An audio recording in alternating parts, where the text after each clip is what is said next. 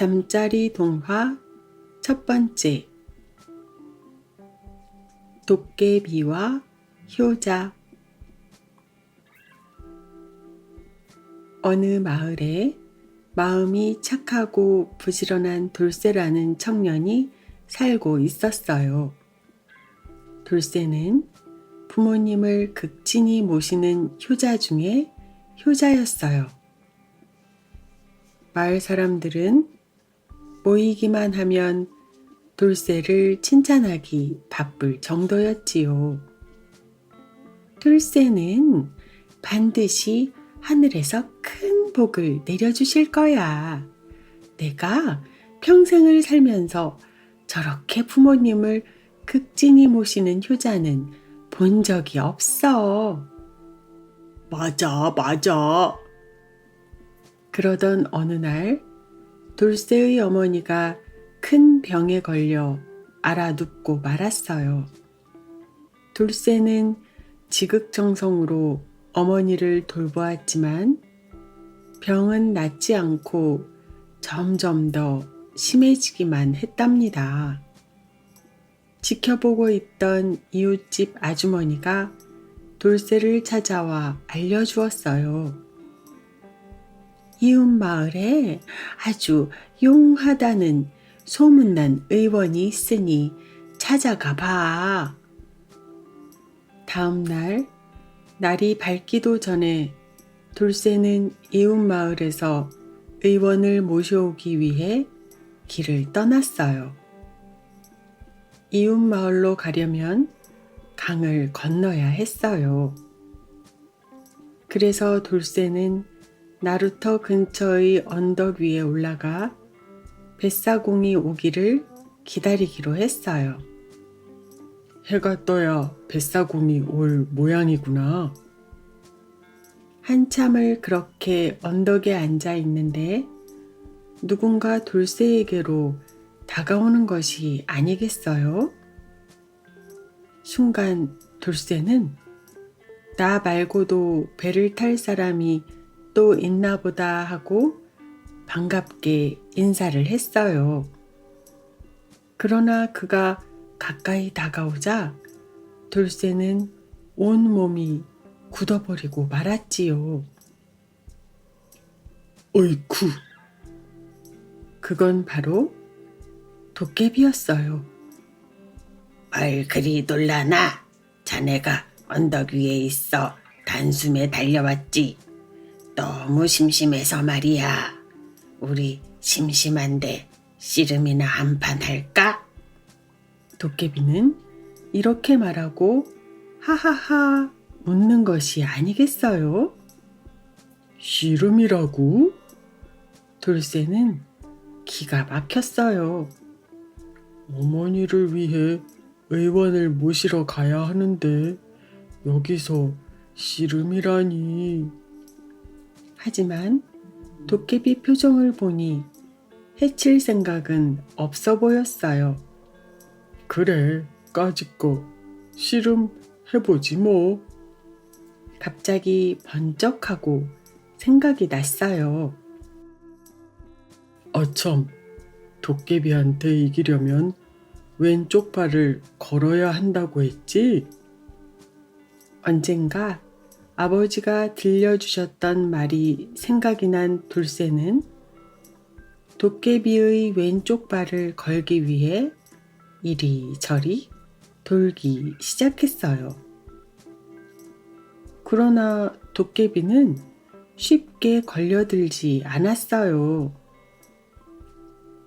우와, 도깨비 씨름 실력이 보통이 아닌데? 돌쇠도 도깨비도 밤새 땀을 뻘뻘 흘리며 씨름을 했지만 쉽게 승부를 가릴 수는 없었지요. 시간이 흘러 드디어 동이 트기 시작했어요. 꽃기요. 닭이 울자 도깨비는 동이 튼 것을 알고 허둥대며 어디론가 사라지고 말았어요. 돌쇠는 나룻배를 타기 위해 언덕 아래로 허겁지겁 내려갔어요. 배는 이미 나루토에서 멀어져 가고 있었어요. 잠깐만요. 오늘 꼭 배를 타고 가야 할 곳이 있어요. 저 좀 태워주세요. 발을 동동 구르며 소리를 질러 보았지만 소용 없었어요. 그만 그 자리에 털썩 주저앉고 말았답니다. 돌쇠는 점심 배가 출발할 때까지 기다릴 생각을 하니 조바심이 나서 온몸의 힘이 다 빠져나가는 것 같았어요. 오늘 안에 의원을 모시고 돌아오기는 틀렸구나. 도깨비가 나타나 씨름만 하지 않았더라도. 하느님 너무하십니다.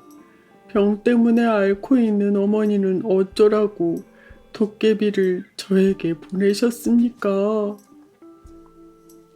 하늘을 바라보며 원망스럽다는 듯이 흘겨보고 있을 때 갑자기 먹구름이 몰려오기 시작하더니 소나기가 쏟아지는 것이 아니겠어요? 아니, 난데없이 소나기가 웬 말이야? 돌쇠는 허둥대며 비를 피해 저만치 보이는 주막을 향해 열심히 달렸어요. 그리고는 주막으로 들어가 비를 피할 수 있었어요. 비는 점심때가 다 되어서야 그쳤고 주막에는 배가 고픈 손님들이 몰려들었어요. 손님들이 웅성대기 시작했어요. 새벽에 떠난 나룻배 소식을 들었나? 갑자기 쏟아진 폭우에 배가 뒤집히고 말았다지 뭔가. 찌찌찌 배에 탄 사람들이 모두 죽었다는군. 돌쇠는 주막을 나와 언덕으로 단숨에 올라갔어요. 한참을 언덕 아래 강을 바라보며 생각했어요. 나도 그 배를 탔더라면 저승길로 갔을 텐데. 돌쇠와 밤새 씨름을 했던 도깨비가 뒤에 숨어 몰래 돌쇠를 바라보고 있었답니다.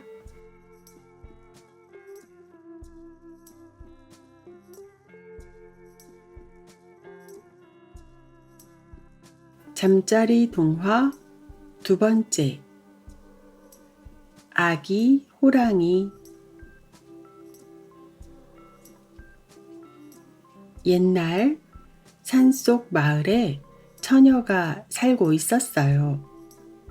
처녀는 봄이 되면 산 이곳 저곳을 다니며 나무를 캐곤 하였어요. 어느 날씨 좋은 봄날 나무를 캐기 위해 바구니를 들고 산속 깊이 들어가게 되었어요. 어느새 바구니는 나물로 그득하게 되었지요. 나물 캐는 재미에 푹 빠져 그만 해가 저무는 줄도 몰랐어요. 정신을 차리고 보니 해가 지고 있지 뭐예요? 어머나, 어쩌지? 해가 지고 있네. 나물 캐느라 시간 가는 줄도 몰랐네. 처녀는 점점 어둑해지고 있는 산속을 서둘러 내려가고 있었어요. 그때 큰 나무 밑에 무언가 꾸물거리고 있는 것이 보였어요. 아니, 이게 뭐지? 고양이 새끼들이잖아. 저희들끼리 장난을 치며 아빠를 구르고 있는 모습이 너무도 귀여웠어요. 사랑스럽기도 하지. 눈은 하늘의 별만큼이나 예쁘구나. 처녀는 예쁜 아기 고양이를 보고 그냥 지나칠 수 없었어요. 살금살금 다가가 털을 쓰다듬어 주며 생각했어요. 그런데 산속에 왜 아기 고양이들이 있는 거지? 혹시 살쾡이인가? 처녀는 아기 고양이를 안아보려고 했어요. 그때 갑자기 큰 바위 뒤에서 어흥, 어흥. 하는 소리가 들려왔어요. 처녀는 고개를 들어 소리가 나는 곳을 바라보았어요. 바로 큰 바위 위에 집채만한 호랑이가 앉아 처녀와 아기 고양이를 바라보고 있는 것이 아니겠어요? 으악! 처녀는 소스라치게 놀라 걸음아 날 살려라 하며 산 밑으로 바람처럼 내려왔어요. 바구니도 버리고 말이에요. 헉, 헉, 헉. 호랑이는 달아나는 처녀를 물끄러미 바라볼 뿐이었어요. 처녀가 안으려 했던 아기 고양이는 고양이가 아니라 호랑이의 새끼였어요. 어미 호랑이는 바위 위에서 처녀를 계속하여 지켜보고 있었던 것이지요. 만약 처녀가 호랑이의 새끼를 안아서 데려가거나 해치려고 했다면 호랑이에게 물려 죽고 말았을 거예요. 숨도 쉬지 못하고 단숨에 산에서 내려온 처녀는 지친 몸으로 잠자리에 들었어요. 저녁도 먹지 못하고 바로 잠이 들었지요. 꽃기요. 다음 날 새벽닭이 울자마자 일찍 일어나 마당으로 나온 처녀는 깜짝 놀라고 말았어요. 산에 두고 온 나물 바구니가 마당에 고이 놓여 있었던 거예요. 어제 저녁 헐레벌떡 산을 내려가고 있는 처녀의 뒤를 밟아 호랑이가 마당에 갖다 놓은 모양입니다.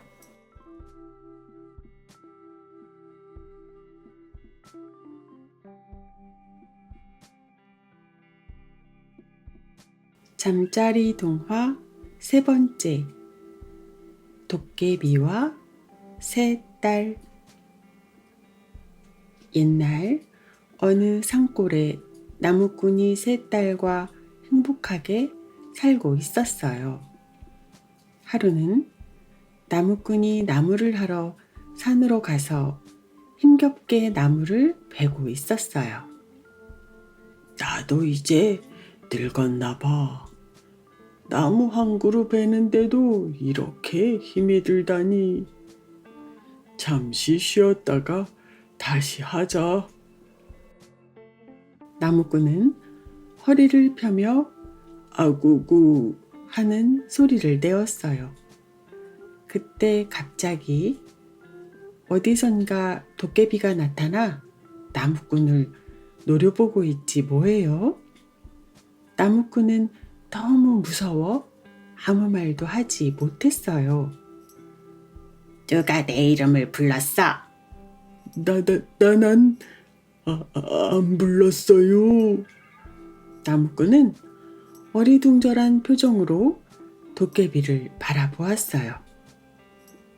네가 아구구 하고 내 이름을 불렀잖아. 내 이름이 바로 아구구란 말이다. 나무꾼은 허리를 펴며 아구구 하고 소리를 냈던 것이 생각이 났어요. 그래서 도깨비에게 손이 발이 되도록 빌었어요. 도깨비님, 한 번만 살려주세요. 다시는 도깨비님의 이름을 부르지 않겠습니다. 허리를 펴다가 신음소리를 낸 것이지 도깨비님 이름을 부른 것이 아닙니다요. 제발 용서해 주십시오. 도깨비는 화가 풀리지 않는다는 표정으로 말했어요. 내 이름을 함부로 불렀으니 죗값을 치러야만 용서해 주겠다. 너의 세 딸 중 큰 딸을 내게 주거라. 그러면 용서해 주마. 네? 큰딸을 말입니까요? 나무꾼은 울상이 되었어요. 그래, 큰 딸을 내게 시집 보내라. 사흘 뒤에 데리러 다시 오겠다. 도깨비는 말을 마치고 눈 깜빡할 사이에 사라졌어요.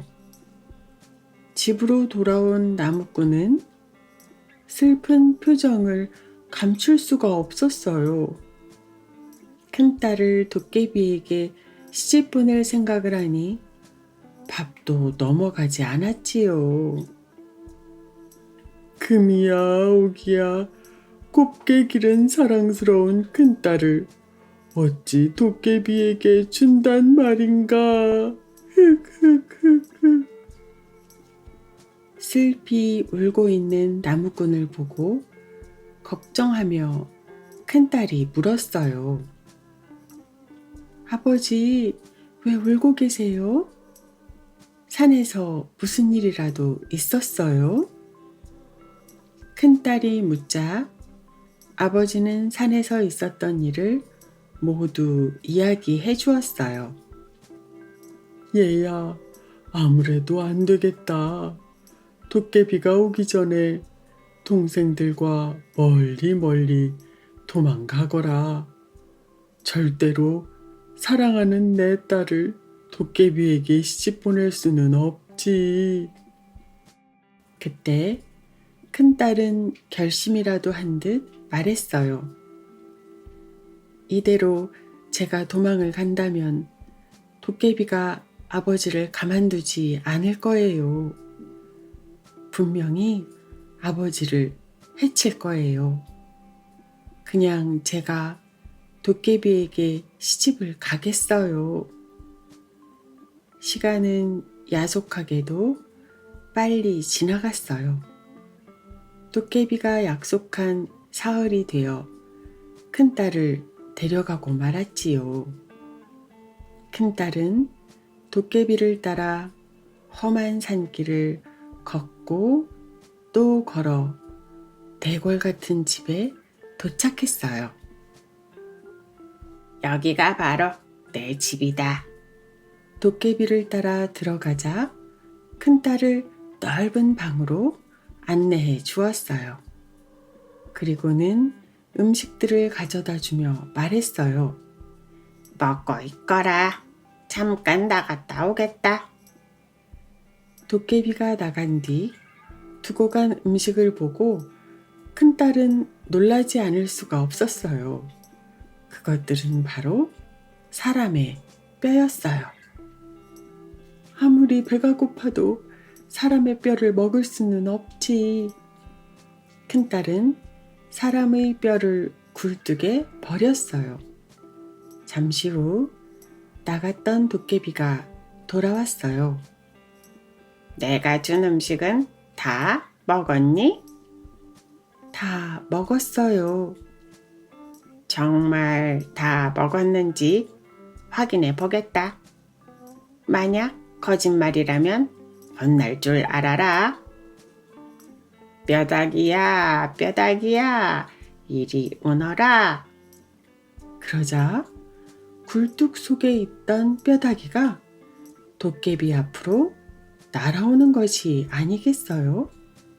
도깨비는 벼락같이 소리를 질렀어요. 나에게 거짓말을 하다니. 화가 난 도깨비는 큰딸을 골방에 가두었어요. 한편 나무꾼은 나무를 하러 산에 갔어요. 힘겹게 도끼질을 하며 나무를 베다가 그만 에구구. 하고 신음소리를 내고 말았지요. 급하게 손으로 입을 막아보았지만 이미 때는 늦은 뒤였어요. 도깨비가 나타나 나무꾼을 노려보고 있었어요. 내 이름을 부르다니 이번엔 둘째 딸을 데려가겠다. 나무꾼은 눈물을 흘리며 빌었지만 소용이 없었어요. 도깨비는 냉정하게 나무꾼을 뿌리치며 둘째 딸도 대궐 같은 집으로 데려가 버렸어요. 그리고는 뼈를 내놓으며 말했어요. 나갔다 올 테니 먹고 있어라. 둘째 딸도 도저히 뼈를 먹을 수가 없어 아궁이에 버렸지요. 잠시 후 도깨비가 돌아와 물었어요. 뼈를 먹었느냐? 예, 먹었어요.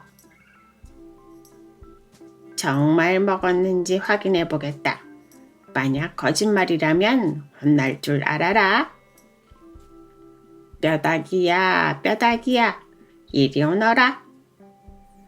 이번에도 뼈가 아궁이에서 도깨비 앞으로 날아왔어요. 거짓말을 하다니. 도깨비는 둘째 딸도 골방에 가두었어요.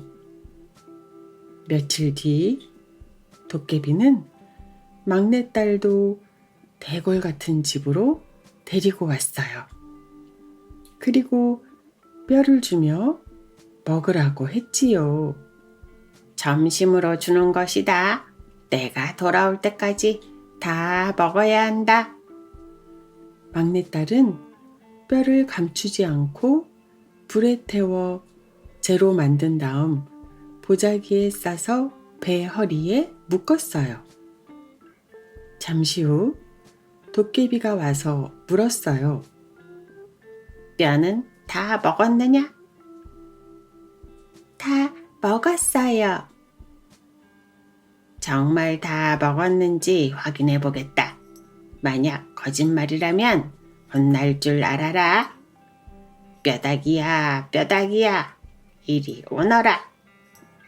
뼈는 이제 도깨비 앞에 나타날 수 없었어요. 뼈가 말을 했어요. 저는 배 속에 있어요. 하하하, 먹었구나. 도깨비는 기분이 좋은지 큰 소리로 웃었어요. 막내딸은 언니들을 찾아야겠다고 생각했어요. 언니들을 찾아내서 함께 도망쳐야겠어. 막내딸은 도깨비가 밖에 나갈 때마다 집의 이곳저곳을 샅샅이 뒤졌어요. 드디어 골방에서 두 언니를 찾아냈어요. 언니들 답답하겠지만 조금만 기다려줘. 내가 꼭 구해줄게. 고맙다, 막내야. 막내는 도깨비가 눈치채지 못하도록 쉬지 않고 일을 했어요. 음식도 만들고 청소와 빨래도 했어요. 쉬면서 해. 그렇게 일만 하면 병이 난다고. 도깨비님을 위해서 하는 일은 조금도 힘들지 않아요. 하하하하. 도깨비는 싱글벙글했어요. 그러던 어느 날 막내딸이 도깨비에게 물었어요. 저 도깨비님은 훌륭하시니까 세상에 무서운 것이 없지요? 겉모습만 보면 그래 보이겠지만 나도 무서운 것이 있어. 바로 버드나무 잎이야. 버드나무 잎이 왜 무서워요? 그것이 내 귀에 닿으면 온몸의 힘이 다 빠져버리거든. 그러면 힘을 쓸 수 없게 돼. 저런, 버드나무 근처에는 절대로 가시면 안 돼요, 도깨비님. 말은 이렇게 하면서도 막내딸은 속으로 기뻐서 어쩔 줄을 몰랐어요. 드디어 집으로 돌아갈 수 있게 되었어. 막내딸은 도깨비가 잠들기를 기다렸다가 숲으로 가 버드나무 잎을 잔뜩 따가지고 돌아왔어요. 아직도 도깨비는 코를 드르렁 드르렁 골며 쿨쿨 자고 있었어요.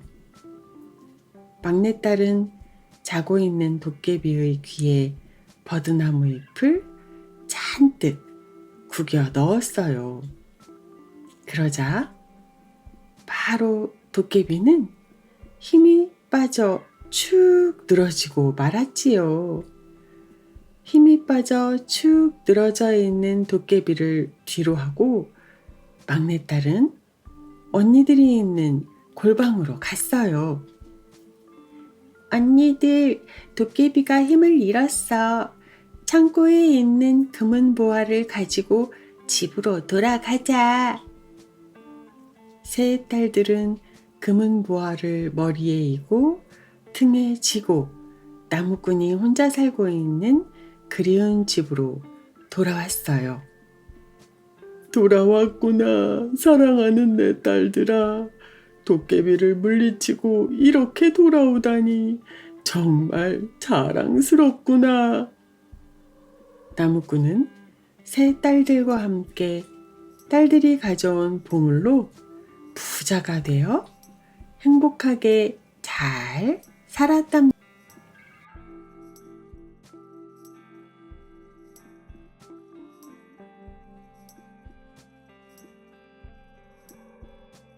잠자리 동화 네 번째. 세상에서 가장 소중한 것. 옛날 어느 산골 마을에 가난하지만 성실하고 부지런하게 살고 있는 한 젊은이가 있었어요. 효심 또한 지극하여 늙은 부모님을 지극정성으로 모시고 살았어요. 낮에는 나무의 농사를 돕고 산에서 나무를 해 땔감을 마련하고 밤에는 새끼를 꼬고 집신을 만드는 등 잠시도 쉬지 않고 일을 했어요. 일거리가 있다고 하는 곳이라면 아무리 멀더라도 마다하지 않고 찾아다녔지요. 그러나 아무리 열심히 일을 해도 가난을 면하지는 못하였어요. 늙으신 부모님께 배부르도록 흰쌀밥을 드리고 싶었지만 늘 보리밥에 하루 세 끼도 제대로 챙기기 어려웠답니다. 이대로는 안 되겠어. 좀 더 일거리가 많은 곳으로 가서 돈을 벌어와야겠어. 젊은이는 한동안 부모님을 돌볼 수가 없다는 것이 걱정이 되었지만 무거운 발걸음을 돌릴 수밖에 없었어요. 부모님께 큰 절을 올리고 젊은이는 한양으로 길을 떠났지요. 한양에 도착한 젊은이는 마음씨 좋은 양반을 만나 3년 동안 성실하게 일을 했어요. 주인 어른, 3년 동안 열심히 일을 할 수 있도록 도움을 주셔서 감사합니다. 이제 부모님이 걱정되어 고향으로 돌아가야 하겠습니다. 젊은이의 말을 들은 양반은 말했어요. 열심히 일을 해주어서 내가 고맙지. 이제 고향으로 돌아간다고 하니 품삯으로 금덩이 하나를 주겠네. 젊은이는 양반이 주는 금덩이를 들고 기쁘게 고향으로 출발했어요. 며칠이 걸렸을까? 해질 무렵이 되자 먼 길을 가던 터라 지치고 힘이 들어 젊은이는 주막에서 하룻밤 묵어가기로 했어요. 내일이면 부모님을 만날 수 있겠구나. 금덩이를 들고 온 나를 보시면 얼마나 좋아하실까? 젊은이는 금덩이를 가슴에 꼭 품고 스르르 잠이 들었어요. 다음 날 아침 일찍 일어난 젊은이는 서둘러 길을 나섰어요. 날씨가 아주 좋구나. 이런 생각을 하며 한참을 가고 있는데 뒤에서 누군가 부르는 것이 아니겠어요? 바로 주막집 주인이었어요. 이복의 젊은이 금덩이를 두고 갔기에 가지고 왔소. 자, 받으시오. 주막집 주인은 가쁜 숨을 몰아쉬고 있었어요. 정말 고맙습니다. 젊은이는 고개 숙여 진심 어린 감사 인사를 했어요. 별말을 다 듣겠소. 물건을 잃어버린 주인에게 찾아주는 것이 당연한 일이 아니오. 난 당연한 일을 했을 뿐이라오. 주막 주인은 바로 돌아갔어요. 젊은이는 금덩이를 품속 깊숙이 넣었어요. 그리고는 가던 길을 재촉했지요. 어느새 강가까지 다다르게 되었을 때 누군가 소리를 지르고 있었어요. 살려주세요. 살려주세요. 한 사내아이가 강가에서 놀다가 그만 강물에 빠져 허우적대고 있는 것이었어요. 한 아주머니가 급히 젊은이에게 다가오며 말했어요. 헤엄을 칠 줄 아시오? 아니요. 아주머니는 어쩔 줄 몰라 하며 발만 동동 구르고 있었어요. 어쩌면 좋아. 어쩌면 좋아. 그때 젊은이가 가슴속에서 금덩이를 꺼내들며 큰 소리로 말했어요. 강물에 빠진 아이를 구해준다면 내 이 금덩이를 사례로 드리겠소. 그러자 갑자기 한 남자가 웃옷을 벗어던지더니 강물로 뛰어들었어요.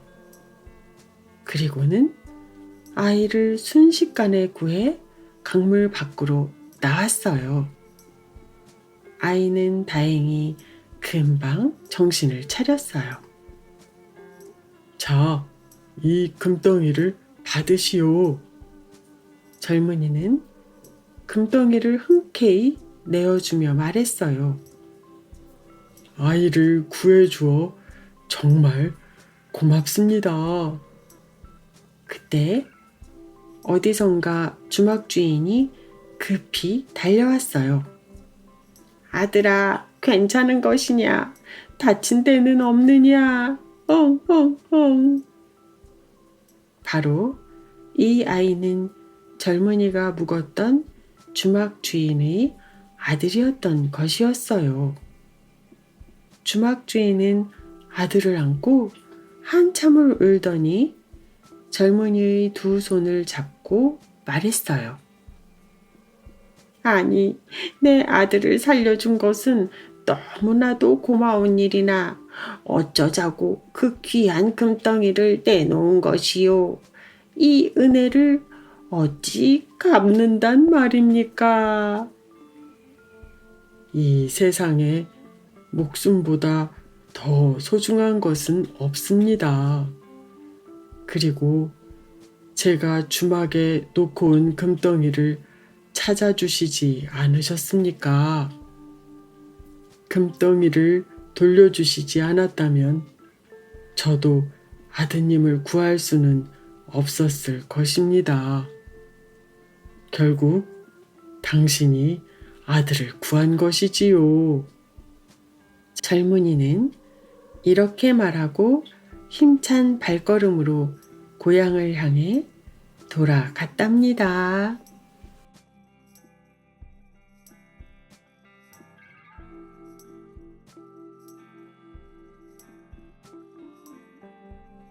잠자리 동화 5번째.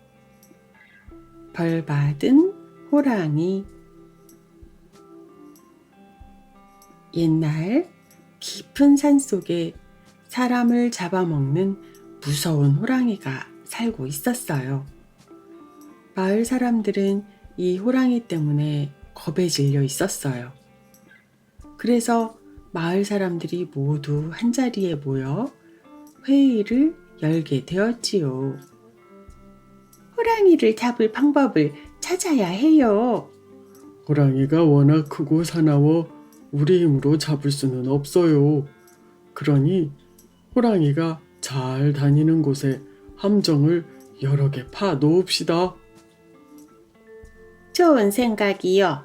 나는 찬성이요. 나도 찬성이요. 마을 사람들은 힘을 모아 함정을 만들기 시작했어요. 아무리 힘센 호랑이라도 빠져나올 수 없을 만큼 깊은 구덩이를 만들었어요. 며칠이 지났을까? 드디어 호랑이가 함정에 빠졌어요. 아무리 함정에서 빠져나오려고 애를 써도 소용이 없었어요. 힘이 빠진 호랑이는 큰 소리로 엉엉 울었어요. 울음소리가 어찌나 크던지 길을 가던 나그네가 그 소리를 듣고 겁이 덜컥 났어요. 아이고, 이젠 죽었구나. 나그네는 주변을 두리번거렸어요. 아무리 살펴도 어디서 나는 소리인지 알 수가 없었어요. 그래서 소리가 나는 곳으로 가보니 함정이 있는 게 아니겠어요? 그제서야 휴 하고 안도의 한숨을 내쉬었어요. 괜히 겁을 냈잖아. 나그네는 머리를 극적이며 함정 안을 들여다보았어요. 그 안에는 엉엉 울고 있는 호랑이 한 마리가 있었어요. 이보게 호랑이, 그렇게 운다고 함정에서 나올 수 있는 건 아니잖아. 나그네가 호랑이에게 말을 걸자 호랑이는 기뻐하며 애원하기 시작했어요. 나를 이곳에서 꺼내주시오. 그렇게만 해주신다면 은혜는 잊지 않겠소. 나그네는 곰곰이 생각했어요. 그리고는 말했어요. 너는 사람을 잡아먹는 짐승이 아니냐. 그러니 너를 구해줄 수는 없지. 나그네가 그냥 지나치려 하자 호랑이는 다시 엉엉 울며 말했어요. 날 좀 구해주시오. 동물의 왕인 내가 이렇게 울며 매달리지 않소. 나를 구해주기만 한다면 은혜를 반드시 갚겠소. 호랑이의 울며 애원하는 모습을 보자 나그네는 마음이 약해졌어요. 그렇다면 한 가지 약속을 해다오. 절대로 사람을 잡아먹지 않겠다고 말이야. 네가 약속한다면 구해줄 수도 있어. 약속하겠어요. 약속하고 말고요. 이제부터는 사람의 털끝 하나도 건드리지 않겠습니다요. 호랑이는 납작 엎드려 빌었어요. 약속을 받아낸 나그네는 긴 막대를 구해 함정 안으로 밀어넣어 호랑이가 밟고 올라올 수 있도록 해주었어요. 나그네는 가던 길을 가려 했어요. 그때 호랑이가 가로막으며 말했어요. 어딜 가려고?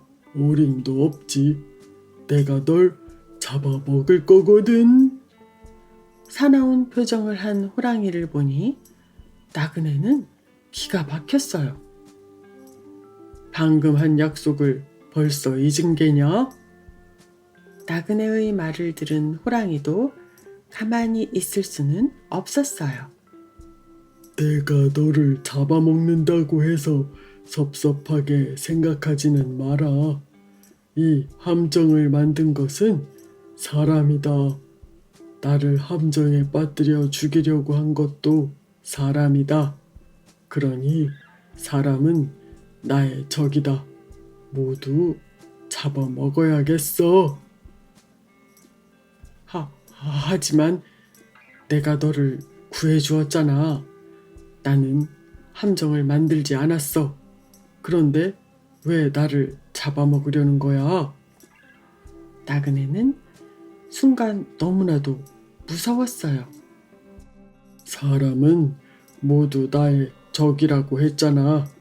너도 사람이니 나의 적이지. 어흥! 호랑이는 입을 쩍 벌리며 나그네에게 다가왔어요. 잠깐만. 이대로 죽기엔 억울하다. 누구 말이 맞는지 남들에게 물어보자. 모두 네 말이 맞다고 한다면 나를 잡아먹어도 좋다. 그래, 좋다. 함정에서 구해준 건 사실이니 나도 너에게 한 번의 기회는 주지. 둘은 누구에게 물어볼지 찾기 시작했어요. 나란히 걷다 보니 늙은 소나무가 보였어요. 나그네와 호랑이는 늙은 소나무에게 지금까지의 이야기를 자세하게 들려주었어요. 걔간 물어보나만 하지. 사람들은 나를 못살게 구는 못된 것들이야. 아무 잘못도 없는 우리들을 마구 도끼로 찍어 땔감을 만들고 불에 태워 숯을 만들지. 사람들은 호랑이가 모두 잡아먹어야 한다고. 늙은 소나무의 말이 떨어지기가 무섭게 호랑이는 나그네를 잡아먹으려고 했어요. 나그네는 허둥대며 말했어요. 저기 언덕 위에 있는 황소에게도 물어보자. 호랑이는 코웃음을 치며 말했어요. 소나무의 말을 듣고도 정신을 못 차렸군.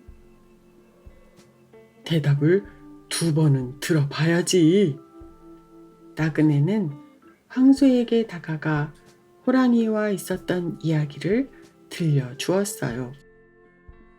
이야기를 들은 황소가 말했어요.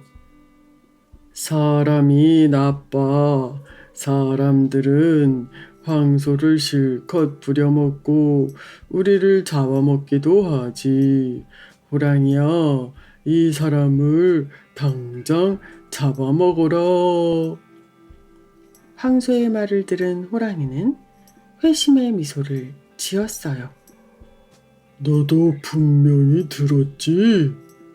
호랑이는 나그네 곁으로 다가가며 입을 크게 벌렸어요. 나그네는 생각했어요. 이제 꼼짝없이 호랑이에게 잡아먹히겠구나. 흐흐흐흐. 그런데 갑자기 풀숲에서 토끼 한 마리가 깡총깡총 뛰어나오는 것이 아니겠어요? 나그네는 다급하게 말했어요. 호랑이야, 뭐든지 3번까지는 해봐야 하지 않겠니? 이번이 진짜 마지막이야. 토끼에게 한 번만 더 물어보자. 설마 토끼가 사람의 편을 들지는 않겠지? 마지막 소원이니 한 번만 더 들어주자. 이렇게 생각한 호랑이는 토끼에게 물어보는 것을 허락했어요.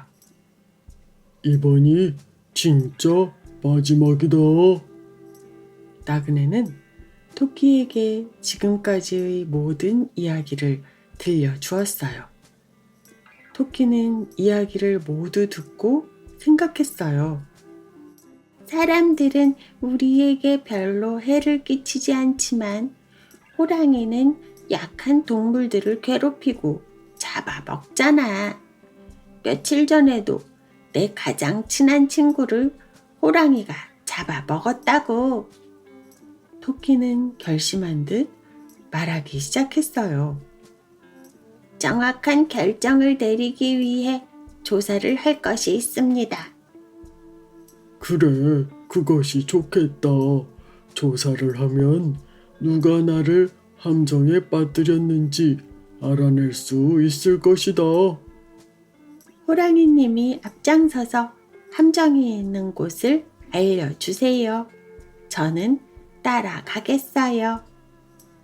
토끼의 말에 호랑이는 신이 나서 함정에 있는 곳으로 토끼를 데려갔어요. 토끼는 함정 속을 들여다보며 말했어요. 역시 호랑이님을 잡기 위해 사람이 파놓은 함정이 분명해요. 이렇게 깊이 구덩이를 팔 수 있는 것은 사람밖에 없으니까요. 그렇지, 그렇지. 사람의 짓이 틀림이 없지.